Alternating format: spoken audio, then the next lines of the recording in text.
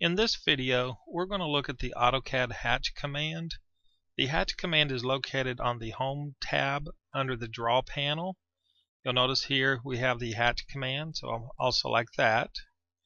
The hatch command allows us to add patterns and solid fill to enclosed objects. When you're adding a pattern to an object, there are two ways of selecting your boundaries. You can pick a point or select the objects. Let's take a look at picking points. If you pick a point inside of an area, AutoCAD will give you a preview and allow you to hatch that enclosed area. If you decided later you did not want to hatch that area, you can go up and remove the boundary from the selection and AutoCAD will remove it. Then we could go back to pick points, and then you could pick additional points. Once you made your selection, you can go up and click on the Close Hatch tool, and that will close the pattern. But you can at the same time change patterns. You can change from a solid to a gradient. So you could choose a different type of fill. You could go back to a pattern. You can select a color. If you wanted a background color, you can change the foreground color. So if I wanted red on green, I could select that. So hatch patterns can have foreground and background color. You can change the rotation angle. You can increase the scale of the pattern. So we'll just close this one and hatch that. I'll restart the hatch command, and I've got this geometry here that's labeled bad geometry. You'll notice that there's a gap in the geometry. If I pick inside of that area, AutoCAD is going to give me a warning saying that a closed boundary could not be determined. And you'll notice here on screen that there are two red circles. These red circles are to indicate where the opening is at.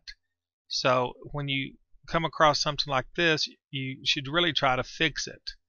To remove the circles, I'm going to use a command called regen. So I'm going to type in REGN on the command line and regenerate the screen. That will get rid of the circles. Now to solve the problem, I'm going to close the gap and then rehatch. And then I still get a warning because that wasn't perfect. If I zoom in, there's still a gap. Let me use the fillet command, and I will fix that for sure this time. Okay. Now I can go back and rehatch that area. As you use the hatch command, there are several options that you can use. For example, I'm going to select hatch, change to a gradient pattern, and then as I pick inside of each of these circles, you'll notice that it spreads the gradient across all four because this is one hatch object. Now under options, we have the ability to create separate hatches. So instead of having one large gradient, I would end up with 4 individual gradients. Watch what happens when I close the hatch creation. You'll notice that they are all 4 individual hatches.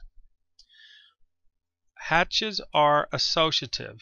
In other words, as we hatch an area, the boundaries around the objects, if they're updated, the hatch pattern will update with it. So if I change the radius of this circle, the pattern updates automatically. Now if you delete a boundary, then the pattern is no longer associative. It is no longer tied to those objects. So if I delete this circle, AutoCAD deletes it. Let me go ahead and open up this polyline. I'm going to explode it. So we'll click on explode. And you'll see here it says hatch boundary associativity removed. AutoCAD has no longer tied that hatch pattern to the polyline boundary around it. So be very careful if you decide to alter the geometry around a hatch pattern. To edit a hatch pattern, you just double click on the pattern. So if I double click on it, the hatch edit tool pops up, and then I can come in and change the pattern, change colors, change my angle. So there's a lot of things you can do to it once it's already on the drawing. Let's say you decided later you wanted to hatch this area, and we can add it to the existing hatch. So if I double click on this hatch, go up to pick point, pick inside of this area, AutoCAD would now add that hatch to the existing hatch pattern. So instead of having two separate hatches, it's now one. When you use the selection method of selecting objects, for example, I want to select all of these circles. AutoCAD will hatch every other object, and then every now and then you'll get an error. So it looks like it hatched it twice. So let's try that again. Hatch, select, and you'll see that it hatches every other boundary. The options controls how AutoCAD hatches those objects.